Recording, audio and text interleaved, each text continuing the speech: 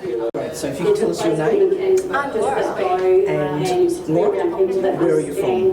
I work at Able Foods. You work at Able Foods. And can you tell me whereabouts is Able Foods located? So Able Foods is actually located just down the street from here. We're in Surrey Hills, our head office.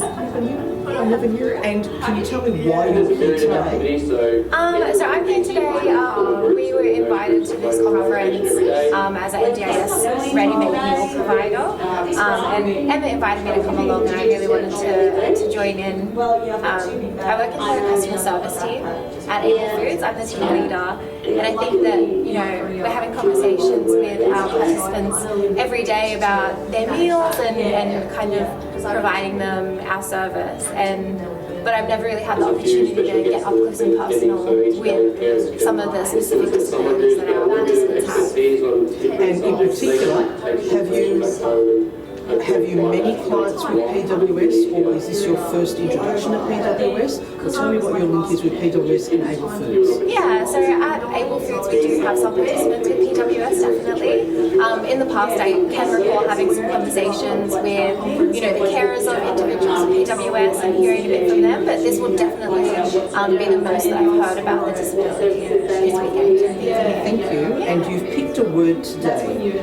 If you could pick your word up for me and tell me why you picked that word and what that means to you today. Yeah, absolutely. I chose the word learn. I think that, like I just said, I'm lucky enough to be in the NDIS space, but I felt like attending this conference was a real opportunity for me to learn a disability that we work alongside a bit more closely, and to hear about the experiences of people with PWS and their families and carers. So I'm really excited to be here. This is really interesting from my perspective as a parent, because this wasn't around when we needed it early on, so it's lovely to see it's coming in. So my question will be is, this is the first time we're actually hearing about more food services coming in. Do you have a background or interest in nutrition or dietitian? So what's your link to bring you to this journey here today? Yeah, okay. That's a good question. I did health sciences in university, and I actually did a major in speech pathology. But yeah, this is getting very personal, but I met a man and moved to the UK, and kind of put a hold on my studies. And while I was over in the UK, I was working in schools, and I was supporting children with disabilities over there. And so when I moved back to Australia, I was trying to kind of find something that was going to work for me in terms of my experience and my interest areas. So finding Able Foods, this company that was working with children, working with people with disabilities, as well as kind of leaning into the customer service side of my background, was, it kind of was like a house on fire, and everything just worked out. And so I'm not a dietitian or a nutritionist, but I like food. I think we can all say that we like food, we have to eat it. So I think that I found a really good space for me, and I'm really glad to be here. That is a fantastic story. And can I ask about your studies? Where are you now with how do you feel about your studies that you had to put on hold? I think at the moment, so my original plan was to go back and do a master's in speech pathology once I finished my health sciences degree. But at the moment, I found that my undergraduate and my experience has actually allowed me to really get into roles that have been fulfilling. I'm not closing the door on study right now, but I think at the moment financially, it's not the move that I'm going to take, but I'm definitely open to, I could see myself doing a master's in some kind of area at some stage, but yeah, for now it's on pause, let's say. This is really interesting to me, and thank you for opening up to us as well. And from my perspective now, it was a team leader? Okay, so you're a team leader, so you work with the staff from Able Foods. Do you have participant connections, or is that one step removed? So as part of my role as the team leader, I still jump on the phones for about 3 hours a week. That's just so I can keep that continuous connection to the community we're serving and make sure my decisions are informed by the conversations I'm having. And in terms of the PWS space, do you speak directly with any of our participants, or do you actually speak to their carers, their representatives? In other words, how do you connect what you're providing as a service provider from the NDIS space to what our individual PWS guys need in terms of their food needs? What's the process? Yeah, that's a really interesting question. I think that at the moment like the service we provide is very much transparent. We let people know the meals that we provide. We listen to the feedback of our clients as like a blanket statement. I would say that in terms of individualized care would be our referral letter system, which is where we kind of speak to our clients and their carers specifically about their needs, and that's more to ensure that they get the funding required to access meal prep and delivery services in their NDIS plan. In terms of referrals, do you have that just from a support coordinator or also a dietitian or hospital allied health or nutritionist? What are the referrals like in terms of connecting one of our PWS guys that might be interested in having Able Foods as part of their plan?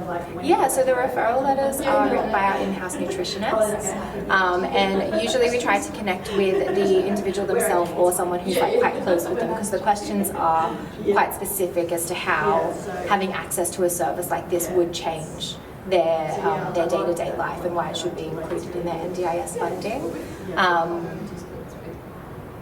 So yes, that would be trying to connect with them on an individual level to understand their needs. And that is available to both clients who are already with Able Foods, but also if there's a client who doesn't already have that funding in their NDIS plan, they can approach us and see if there's availability to book that in, so if they want to get that ball rolling for their next plan review as well. And my next question would be the practicality, the logistics. So just say I've got the referral in place, I'm eager to have my Able Foods. How's it delivered? What does it look like from where you are in your centre to when it arrives at home? What does that look like? Because from our PWS guys, we have another layer of needs in terms of access to food. Sure, absolutely. So our meals are made here in Sydney, and they are frozen. And then the distribution happens, so you place an order, we pick and pack those orders on a Thursday morning, and then they're distributed across the state. So from placing an order, you should expect your delivery within that week, and they arrive to your doorstep frozen and individually packaged, so one meal in one box. And then, you can pop those away in your freezer and eat them as you need. Did I answer that one well? You did. And the next question I'll ask you is, when they're portioned in that box, are they dated? Do we have nutritional information? In other words, if I've got a box full of food and I've just got what they are, how do I know which day to eat what food so I'm meeting my plan's schedule? Sure, absolutely. So Able Foods actually designs their meals with our Magic 8 guidelines, and what that means is each one of our meals is designed to have a controlled amount of saturated fats, salt, sugar, and what that means is there's not like you have to eat this on this day and you have to eat that on that day. The meals are designed so that any kind of combination of them should generally meet the needs of an individual.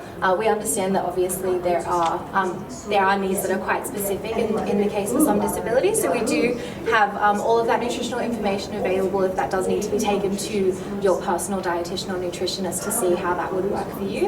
And the ingredients and information is all on the individual package. That's pretty well labelled. How often do you deliver it? And if we wanted to change that menu, how often can we change it? Yeah, absolutely. So we have two options. So we have ad hoc ordering, where you can just place an order week on week. So you could just say, call us each week and place an order. We have about half of our clients who do that. They call us or they order on the online store. And then the other half of our clients choose a subscription plan, which they can do up to 4 different rotations of meals, so that they're getting a different amount each week. So you can at most get deliveries once per week, but some people prefer to get a whole month's supply delivered once a month, and then they just have like a chest freezer that they pop it in. And then any changes, you can give us a call by 5 p.m. on Wednesday, and we'll be able to make any changes for your next delivery. Thank you so much for spending time with us today. You have been really informative.